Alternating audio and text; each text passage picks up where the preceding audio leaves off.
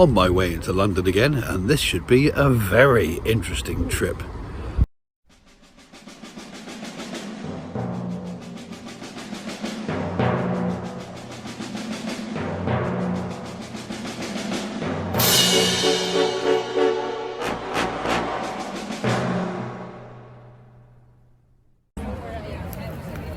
Guess where I am today?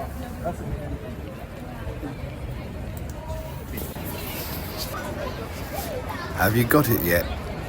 Well, here's a big clue.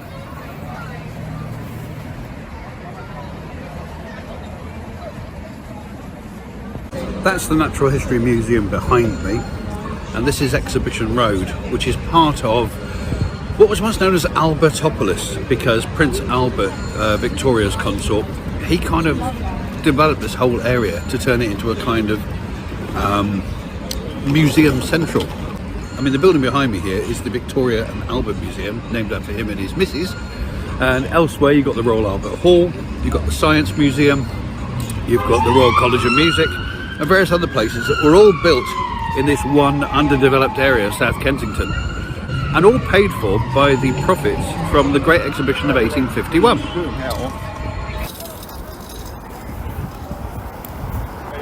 This outside wall of the Victoria and Albert Museum, you can see damage done during wartime by the Nazi bombing campaign on London.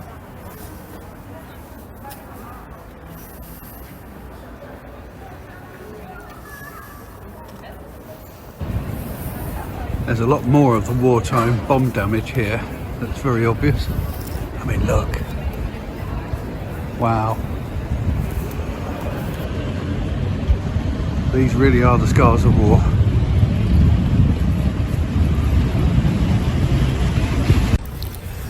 But now I'm heading inside the Natural History Museum, which was designed by the architect Waterhouse to be a cathedral to science. And it looks like one, doesn't it? It's amazing. And here's me with one of my best mates, Dr Erica McAlister. Hi. Fly girl. Hello. And there is Hope the blue whale. And we know all about her because we've looked at her earwax. So we can tell you how old she was, where she travelled from, she'd been a mother, all sorts of things are known about this specimen. So Amazing, isn't it? Amazing. But suspending her from the ceiling, I bet that gave them some sleepless nights. I bet. Look at her. She is magnificent.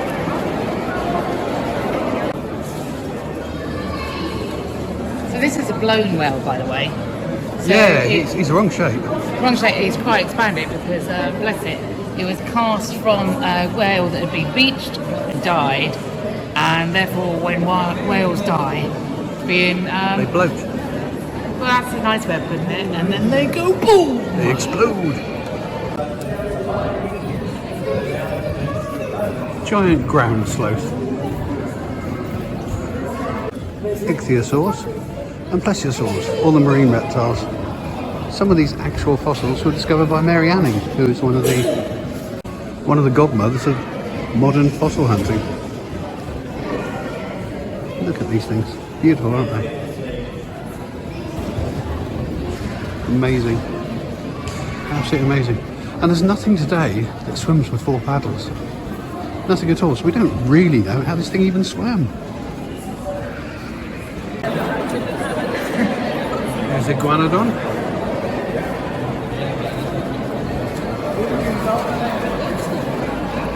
Yeah. One of the first dinosaurs found, of course. And for a long time they thought that thumb spike was actually a horn on its nose.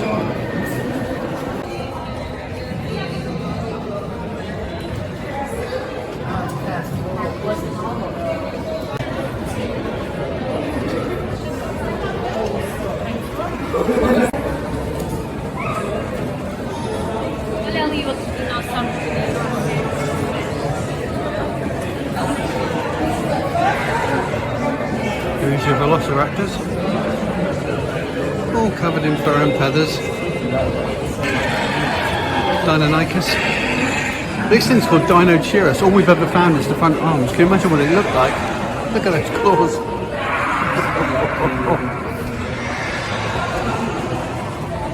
And a favourite of many people. The size of an elephant. Here's your Triceratops. Isn't he beautiful? Isn't he beautiful? And a small sauropod. I say small. I'm still looking up like this.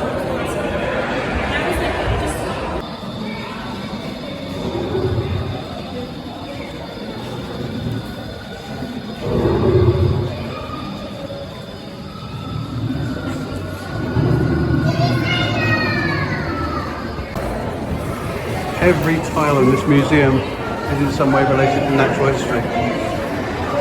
There are little plants, there are little dinosaurs, there are little mammals, insects, everything. And of course, there's the gift shop.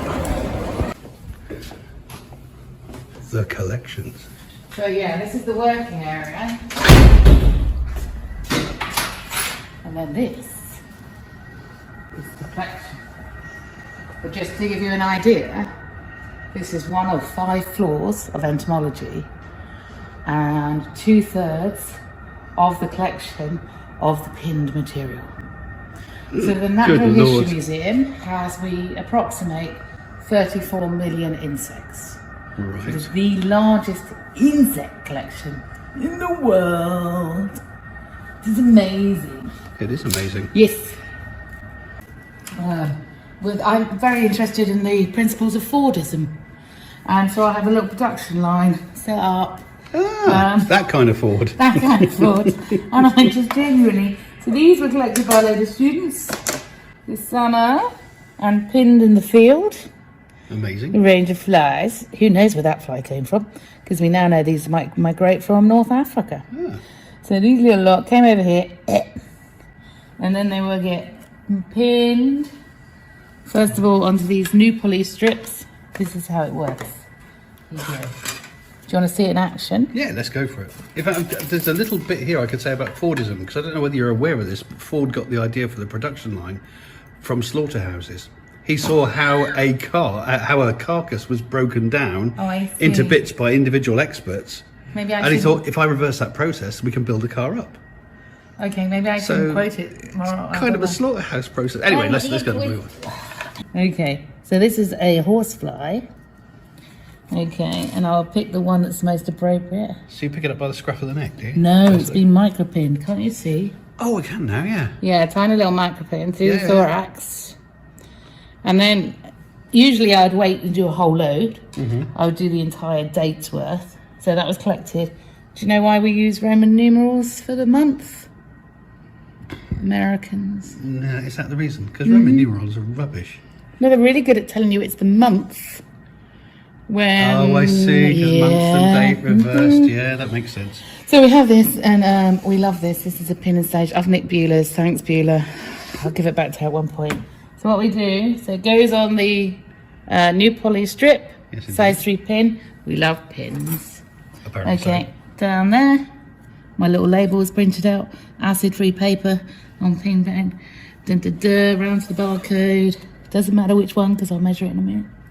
And like that. And now goes into the. Now a specimen. That is now our fully labelled specimen, so I can die, and it's okay because we know what that specimen is. Amazing. Exactly. So. I mean, that in itself, that's you earn your wages just doing that.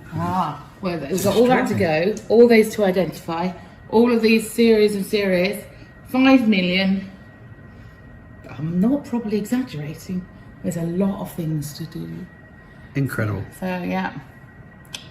Sky misers, decanids, dollies, skyos, dollies, either anthomussids, syrphids, skyzos, dollies, sloxanids, tephritids.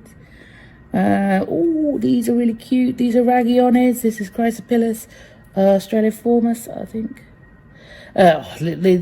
These are notorious bad boys. Okay. These ones are boys of your dung pat. If you want to see any bad boy behaviour going on, this lot, their sexual practices are really, they're eye-wateringly bad. Okay. They are, and I say that as I'll limit what I'm going to say next. But those are the males, the yellow dung flies. The females are green, but no, That is a female. That's one that's lost a lot of colour. Oh, this is a Musca autumnalis, very common.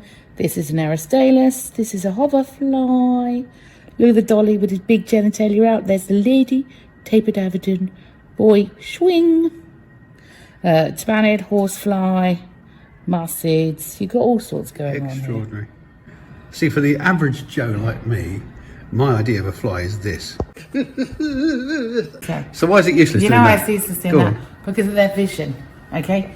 So we have what? 2 eyeballs. Yeah. 2. Okay? They have these complex eyeballs. Well, eyes at the top of the head, which may have up to, say, 5,000 ovididia photo units. Okay? But not even that. Each individual photo unit, right, imagine a long tube. And it's got 6 photo cells that are black and white, and then 2 for colour, and 7 and 8, those colour ones, are always fused. And in the rest of the insect, those 6 are fused, not in flies. They're individually separated. So it's like they have little cameras down a tube so they can get greater depth of field. So when you go like that, they've got 36,000 photos. Like that, they've got a really rapid processing unit. Their neurons are firing off like nobody's business. So they basically, you're in the matrix. Yeah. So they see you going, and they're like, oh, that's pathetic. So they can easily avoid you. We're just lumpy old apes, aren't we? We also, By comparison. and you think about it, we operate in a 2-dimensional space. We can do Oh, that. that's true, yeah. They are in a 3-dimensional space going, and they're tasting with everything, they're filling it. They've got all these bristles and hairs all over their body. They're massive sensory units. So they are like able to taste the air. They can see all these different plumes of CO2. They're a marvel. It's extraordinary, isn't it? Marvel. Love them. I know. I can see why people like them, but, you know, butterflies are still prettier. But they're ecologically pointless. Just. You want cocoa. If you want coffee, you want a good cup of tea, you've got to thank a lot of the flies for pollinating. Just saying. I did happen to know that there is the cocoa plants pollinated by a midge, isn't it? Which is a fly. Yeah. So I learned something from QI. Yeah, there we go.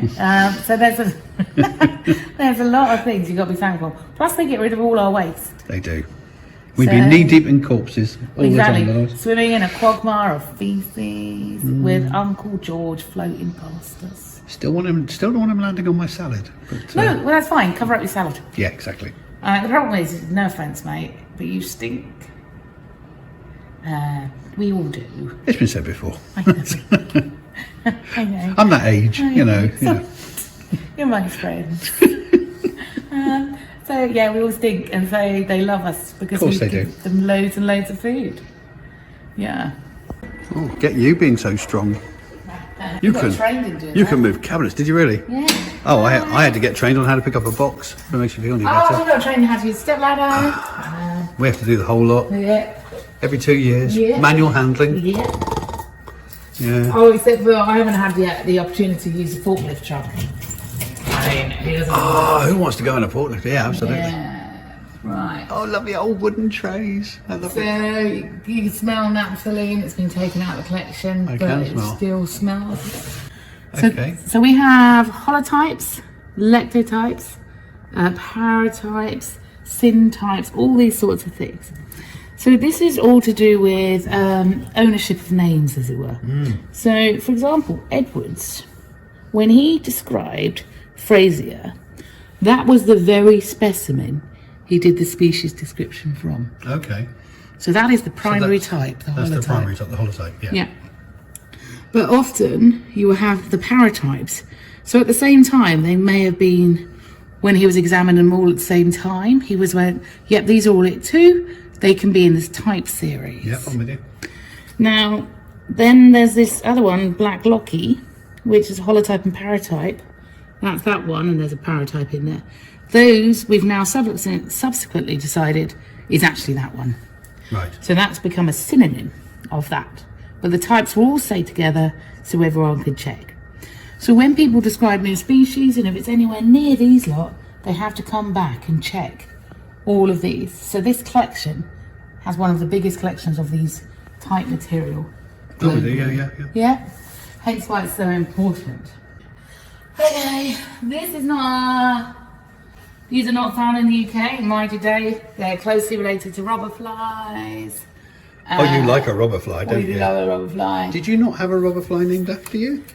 I've got a necklace. Sadly, no one was named a robber fly. Oh, I thought they had. It's about bloody time, isn't it? You need to find one. Oh, they're big boys. Ladies, And thank you. girls. They're big girls. What? Stop with the. You know, most of the time, the big one's going to be the ladies. And we moan about the size of flies in the UK. Look at the size of these compared to my hand. Yeah, you know, my these goodness. are complete vegetarians. Okay, they don't even properly feed as adults. A lot of these. They are beautiful. These are they're amazing. Ladies, big abdomens. Why do they have big asses? Big babies. To show that you can have many babies. It's exactly that. So the boys will pick him on that. Why childbearing hips? That's what we used to call them. You can see the boy. He's got external wheelies. It's very handy for us for identification. So we will look at the shape of his genitalia. Now these are really perfect mimics. This is a tarantula. This is the pexid, the hawk wasp. These are the ones I watched these in Honduras. Drag a tarantula, paralyzed tarantula into their nest. That's a fly, not a wasp. That's Wow. the wasp. That's the fly. Ah, okay, yeah. But they're identical. So it's a mimic, yeah. Yeah. Ooh. Wow. So yeah, and there's a robber fly that mimics those as well. Fantastic. Robber flies are very, very good predators. I love them. Go on. These two were caught midair with that. They were caught midair carrying that. Yeah. Carrying a, was it a cake? No. Yeah, well, you call it. Are you American? No. So longhorn bush cricket to the English. Oh, it's a longhorn bush cricket. But it's a caged to the Americans. Yeah, it is. Yeah. So yeah, you've got a male and a female here, and they were both caught midair carrying this. Whether it was the male Blimey. luring the lady in for a bit of nookie by offering her food, or whether it was the male flying along, saw the lady with food and Still thought, extraordinary this in is terms the of best day. size, comparison Yeah, I know. and weight distribution and things like that. I mean, I know things get different the smaller you go, but nevertheless, that's still got a weight to be carrying. Yeah, I mean, these are highly venomous, so they subdue their prey really quickly. Most of them have little moustaches to protect their mouth parts from their flailing prey. Some of them are, it's lovely. Yeah, I do the same. Yeah, my moustache helps me with, Yeah. Yeah. I mean, there's I've got a flailing burger or something, I've got to show you another one in a minute. These are how good mimics. These are the bumblebees, the ones Yeah, upside aren't they down. close? Yeah, really, really cool. Okay, let me show you the ones that Just wrong number of wings. you need to have a little colony of these things. These are pantothalmids, timber flies. I like bee flies, they're quite cute. Oh. I get those in my garden and they're cute. They are cute. And they're furry and they're fluffy And then they eat baby bees. and they eat baby bees. But they look cute. And that one twerks. So she's got a bum bag. Oh, that's not the one that's named after Beyonce, is it? Oh, no. There is that- one that's named after Beyonce. No, isn't right. She's got a horsefly. Ah, The golden okay, arse. Okay. Yeah. Golden arse horsefly, yeah. But there's your nyctaribids and like hippobosids. So these are the absolutely beautiful things. These are tachinids. Look at these. Look at that. Oh. So this one is the hedgehog fly. Oh, he's cute, isn't he? Yeah. Are you saying it's a he? Well, Going with the he. I'm not very good at gendering flies, I'm Oh, sorry. most of the time they're going to be the ladies. Yeah. Because the ladies are the more important.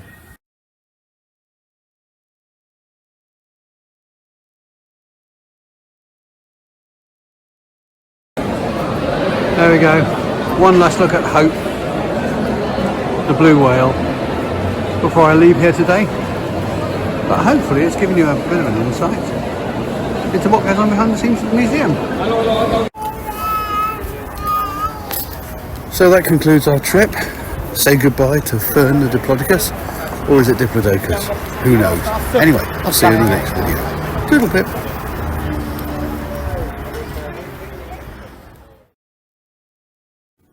And don't forget that our Neo-Pagan Wheel of the Year calendar is now available to pre-order. UK residents simply scan the QR code. Overseas customers email us at copa.artist@gmail.com and we'll try and work out the cheapest way of posting it to you. Thanks very much.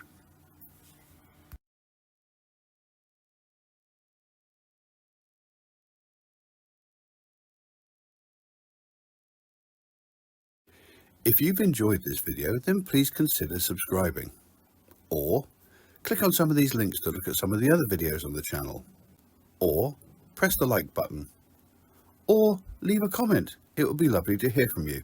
Any combination of those 4 things would be wonderful. Thank you very much.